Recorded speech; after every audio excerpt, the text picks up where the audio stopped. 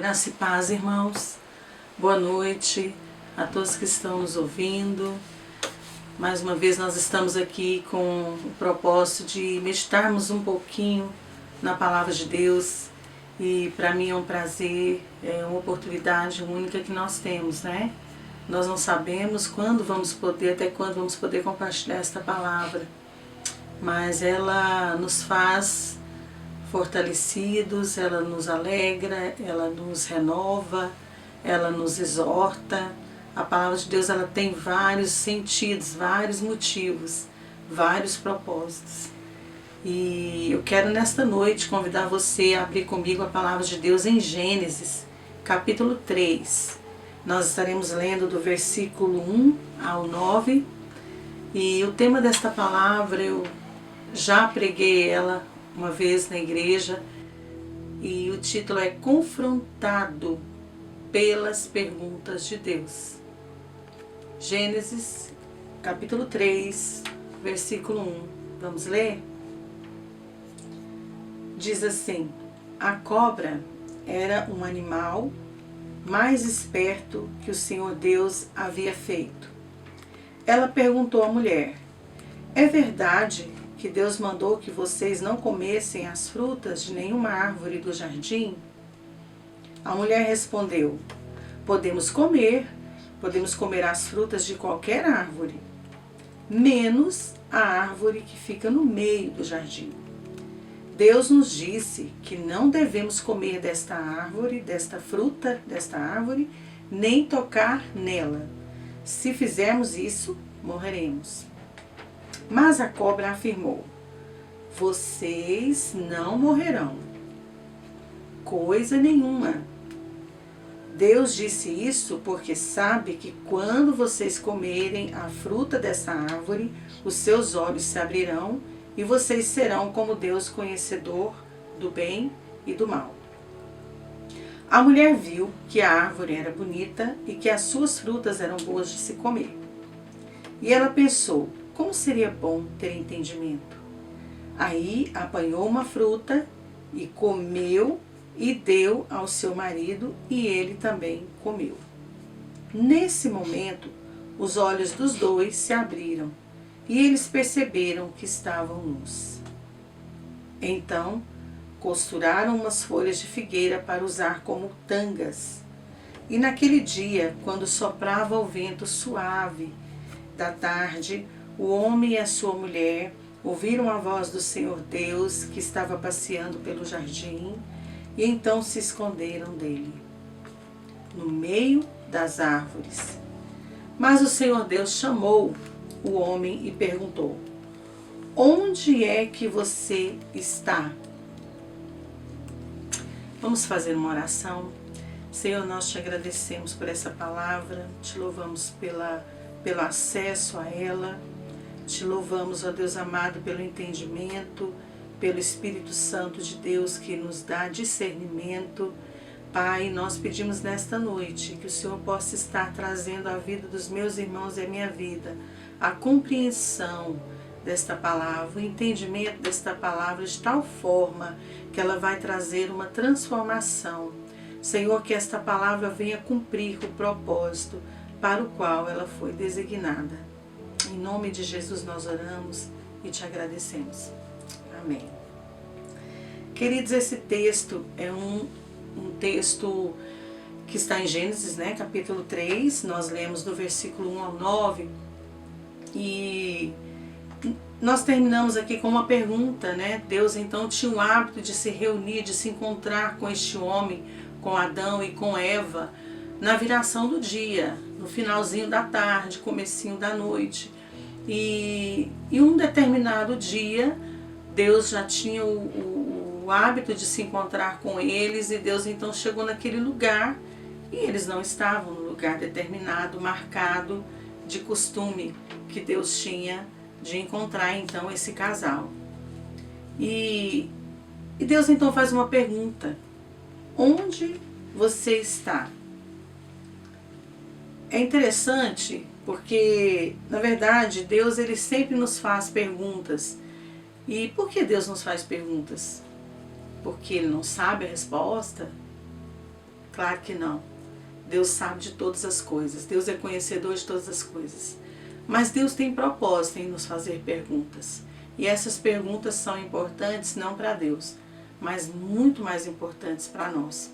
Por isso é um confronto. Todas as vezes que Deus nos faz uma pergunta, Ele não está perguntando porque Ele não sabe. Ele está perguntando porque Ele quer saber dos nossos lábios. Ele quer ouvir dos nossos lábios uma confissão. Ele quer ouvir dos nossos lábios uma resposta. Ele quer ouvir de uma forma audível, né, uma resposta nossa do nosso coração. Porque Ele já sabe a resposta. E é interessante que lá em Gênesis 32, 27, nos conta a história de Jacó. E há um momento ali, né, em que na história Jacó tem um encontro com Deus, né? E na verdade Jacó está indo em direção ao encontro de Esaú, com seu irmão, e ele ficou um tempo fora, distante da sua família, e ele está voltando para a sua terra. E naquele caminho, Deus então confronta Jacó com uma pergunta, e Deus pergunta para ele: como você se chama? Deus sabia que o nome de Jacó era Jacó, mas Deus tinha um propósito em perguntar a Jacó se ele conhecia o nome dele. A gente sabe que o significado do nome Jacó é trapaceiro, enganador. E então, naquele momento, Jacó responde para Deus: meu nome é trapaceiro e enganador. E então Deus, naquele momento, muda o nome de Jacó. Deus muda o sentido da vida, o sentido do coração, dos sentimentos, das intenções de Jacó. E então Jacó passa a se chamar, Deus então fala para ele no versículo 28, então disse: não te chamarás mais Jacó, mas Israel, pois como príncipe lutaste com Deus e com os homens e prevaleceste. E há um outro momento também, onde Moisés, já está em Êxodo capítulo 4, versículo 2, que é um milagre, né? Moisés está ali relutando com Deus em estar diante de Faraó, em libertar o povo, e Deus então pergunta para Moisés, pergunta para ele lá no capítulo 4, versículo 2, o que você tem em suas mãos? Será que Deus não estava vendo o que Moisés tinha nas mãos? Moisés tinha então nas mãos uma vara, um cajado, um bordão. E então Moisés responde: um bordão. E a gente sabe a história que Deus então manda ele jogar no chão e aquela vara se torna numa cobra.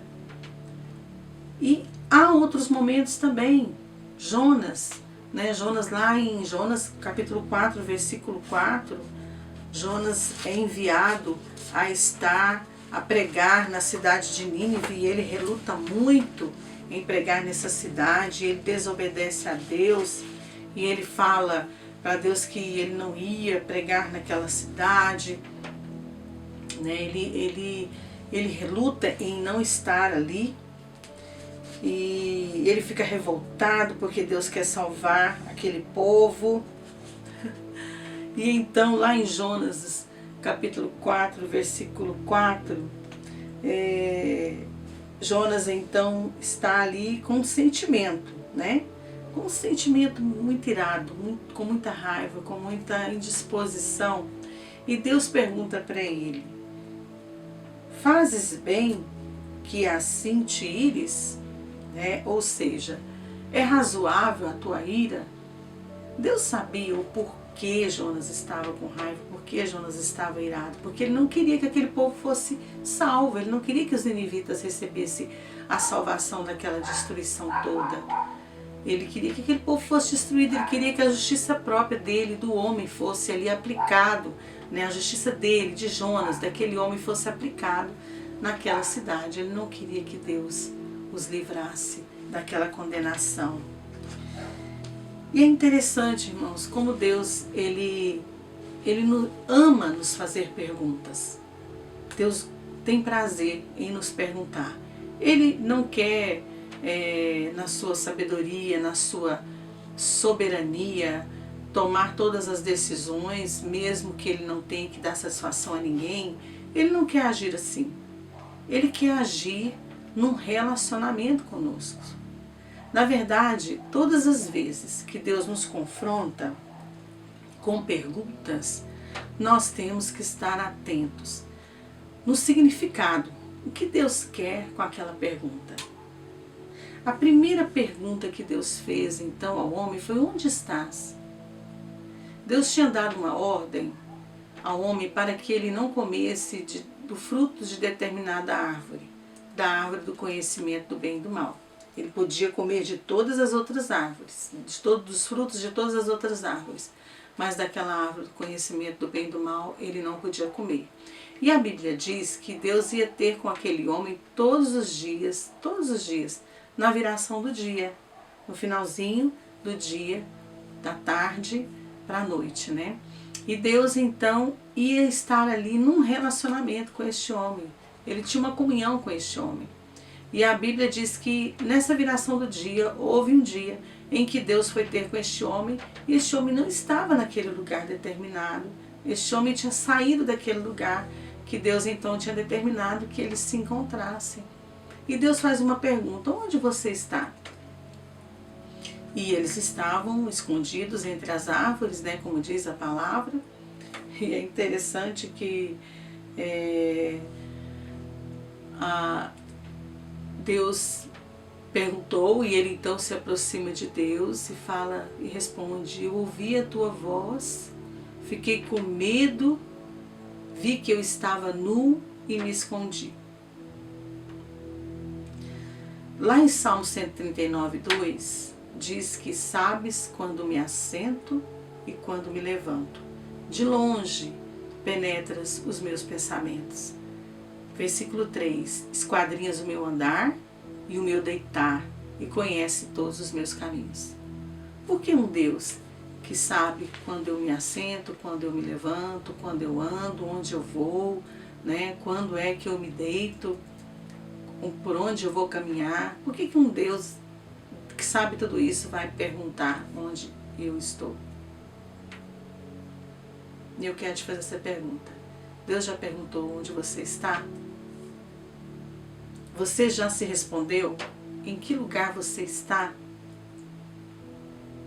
Quando nós pecamos, aqui a situação era essa. Eva tinha então desobedecido aquela ordem, comido do fruto proibido, e ainda deu a Adão. E eles então tinham desobedecido a Deus, eles estavam numa situação de pecado. E quando nós pecamos, a tendência da nossa natureza humana é pensar que a primeira preocupação de Deus é pensar no que nós fizemos.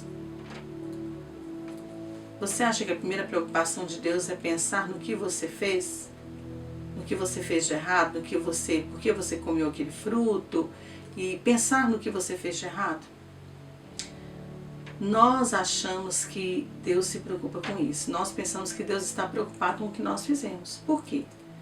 Quando Adão e Eva se viram nus, eles se viram num quadro pintado, né? Diferente do que Deus vê. Eles se viram num quadro pintado diferente do que a cobra havia dito a eles.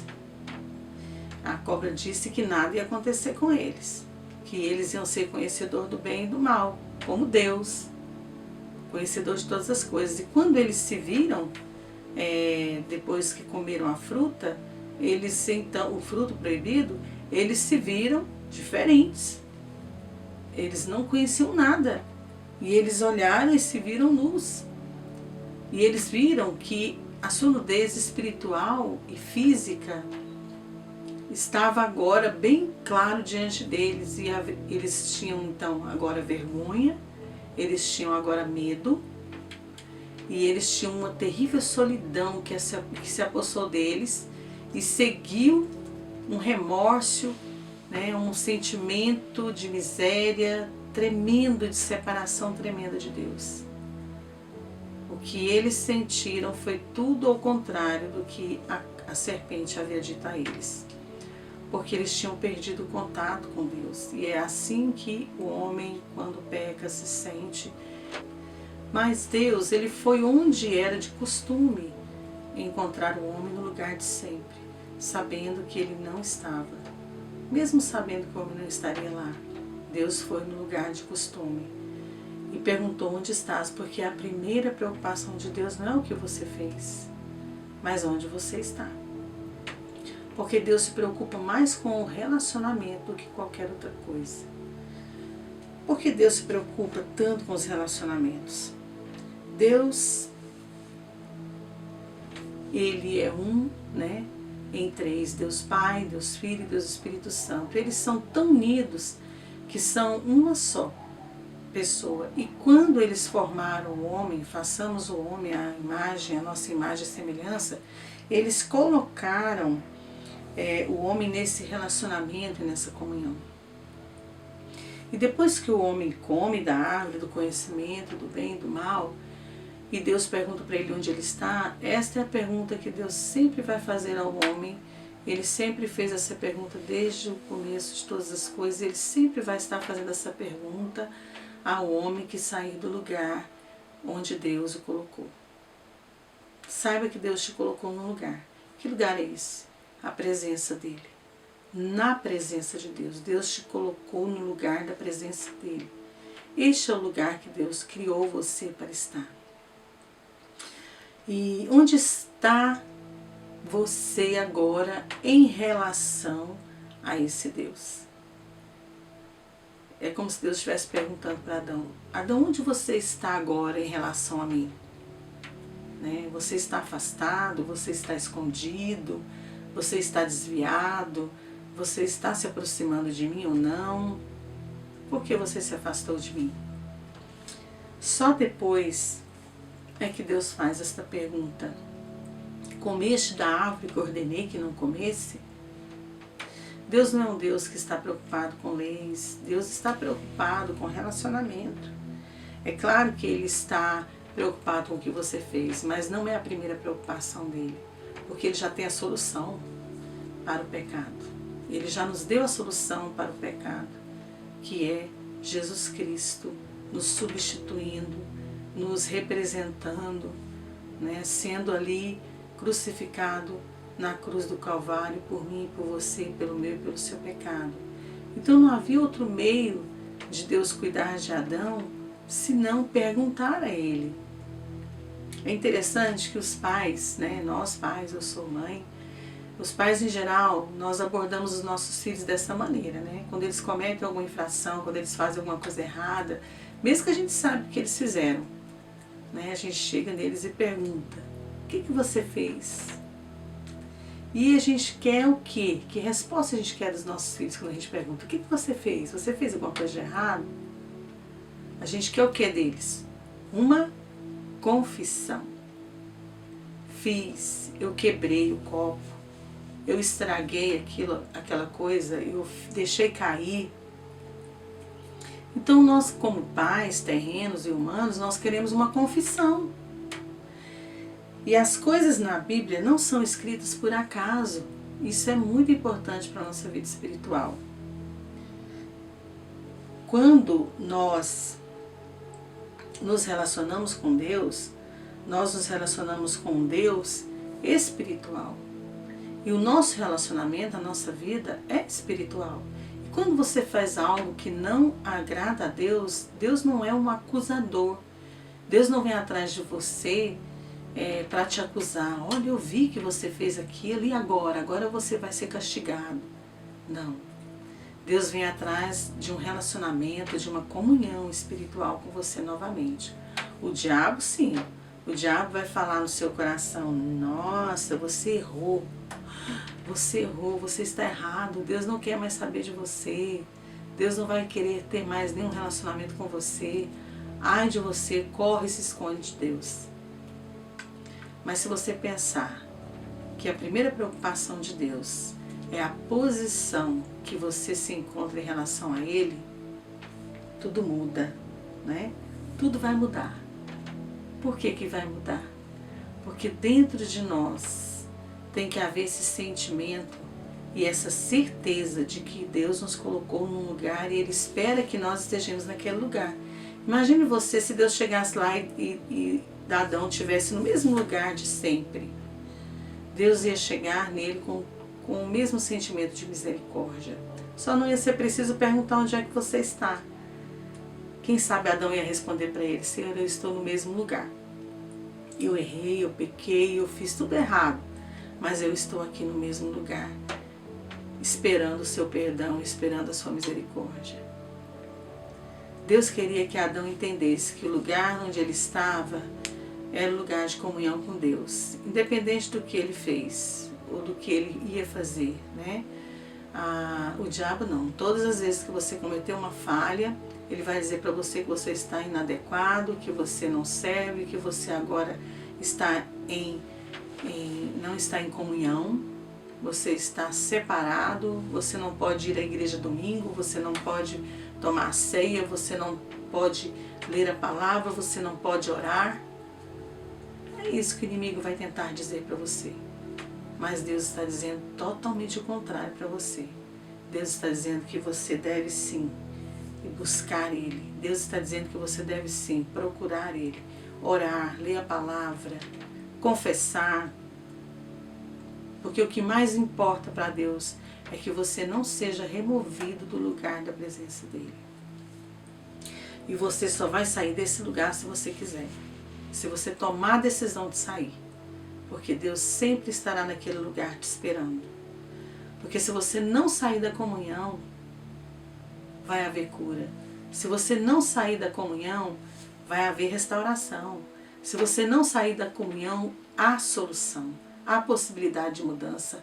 Mas se você for na mentira do diabo, na mentira da sua mente, da sua razão, você não vai permanecer no lugar. A primeira pergunta de Deus é: qual é a sua posição em relação a mim hoje? E quando o homem diz está fora, se escondeu, se afastou,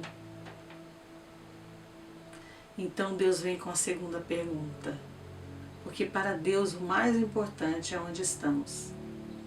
Queremos abraçar Deus ou queremos nos distanciar de Deus? As decisões que tomamos na semana nos aproximaram de Deus ou nos distanciaram de Deus?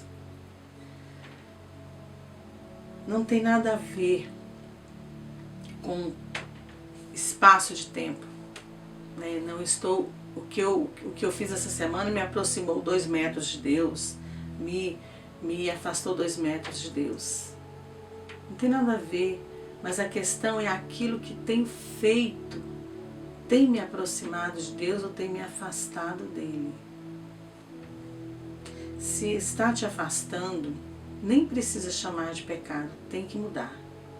Toma logo uma posição, porque a primeira pergunta de Deus é: onde estás? Pode até ser um bom amigo, mas um bom amigo pode estar te afastando do seu lugar. Essa pergunta tem que fazer parte do nosso devocional. Essa pergunta tem que fazer parte da nossa oração todos os dias. Tudo aquilo que nos afasta de Deus nos faz mal. Tudo aquilo que nos afasta de Deus vai gerar uma barreira. Mesmo aquele amigo que é amigo, se ele estiver fazendo algo que está te tirando do seu lugar, você precisa tomar uma posição. Nós mesmos somos responsáveis pelo que nos afasta de Deus. Então nós precisamos tomar uma postura, uma posição, tomar um posicionamento, né? Se é algum trabalho, se é alguma situação, alguma amizade, se é algum hábito, né? Algum mau hábito que tem nos afastado de Deus, nós precisamos tomar uma posição. Se algo tem afastado a sua comunhão com Deus, isso é importante para Deus. Onde você está nesse mês, nesse momento, nessa hora, nesse ano, o que você tem feito que tem te afastado de Deus? Volta para o lugar. Volta para o lugar que Deus criou você para estar.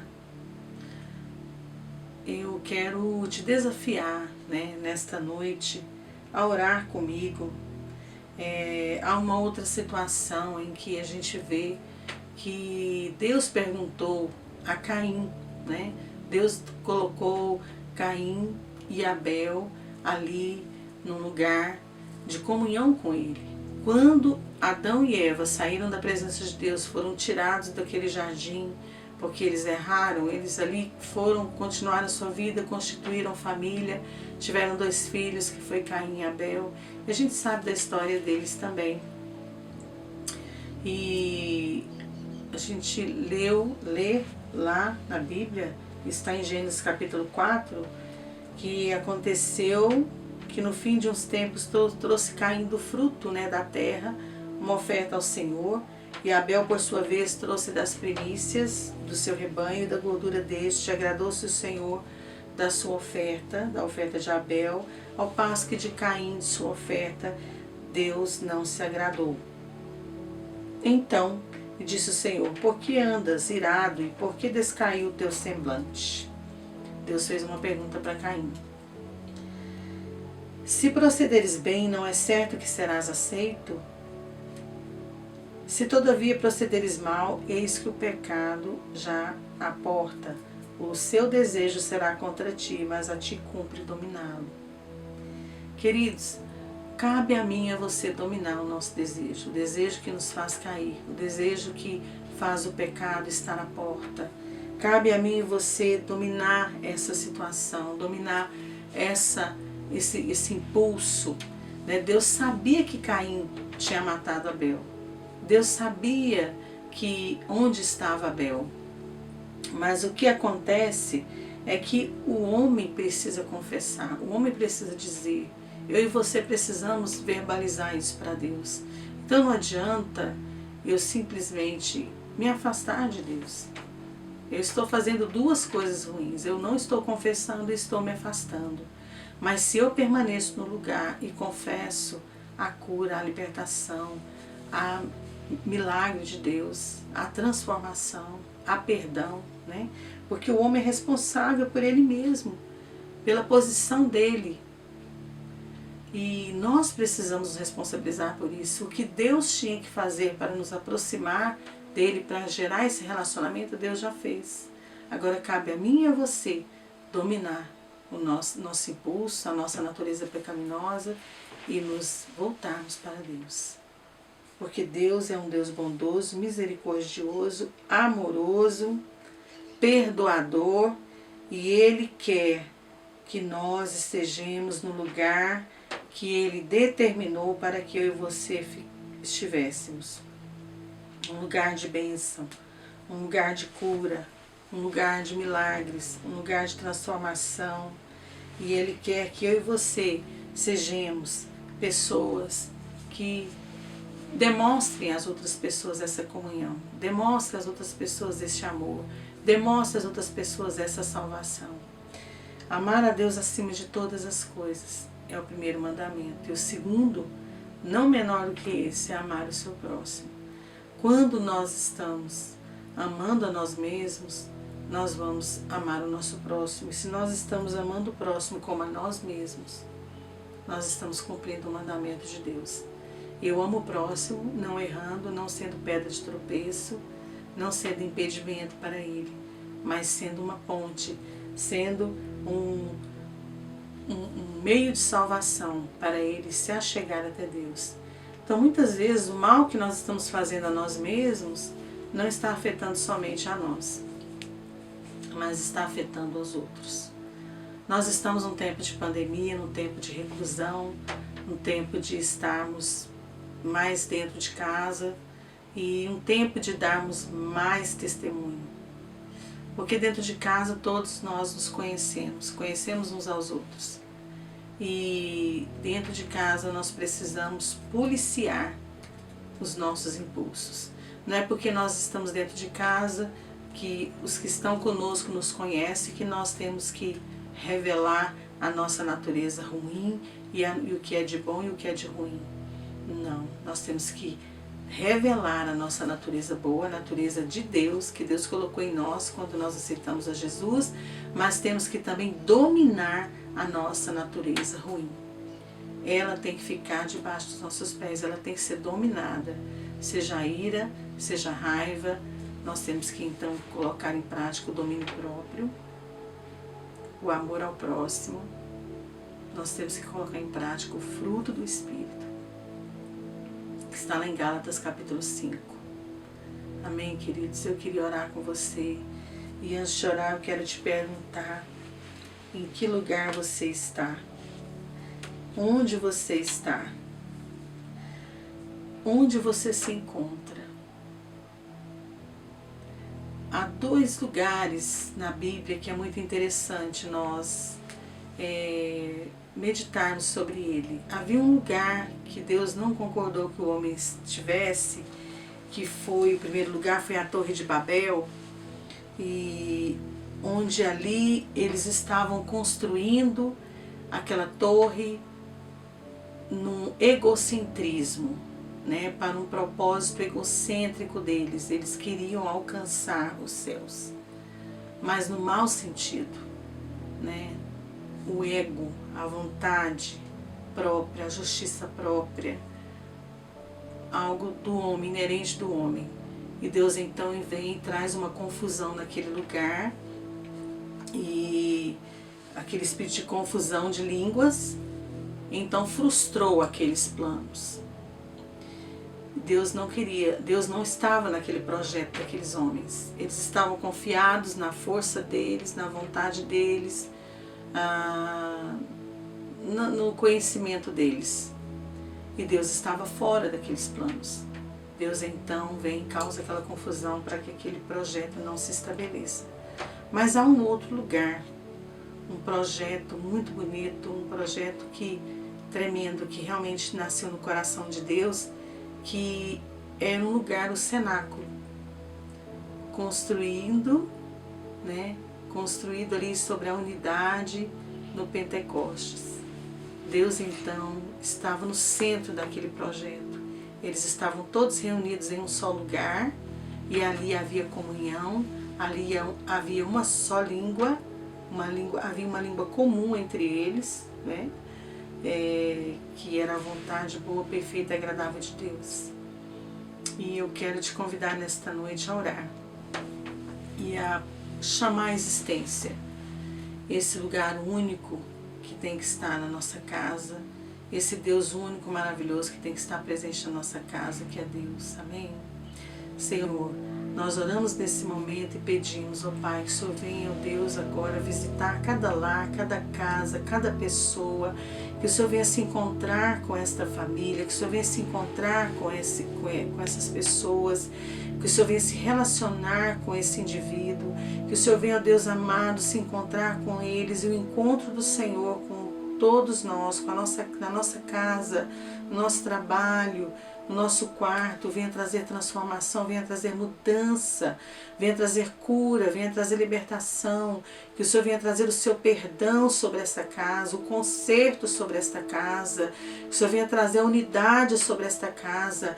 Nós repreendemos em nome de Jesus todo espírito de confusão, de divisão, de facção, que o Senhor venha trazer, ó Deus amado, a sua paz, o Shalom Adonai sobre a casa dos nossos irmãos, e que ali, ó Deus amado, o Senhor possa ter a liberdade de se encontrar conosco todos os dias, em todos os momentos, que é a vontade do Senhor, ó Deus amado, permanecer.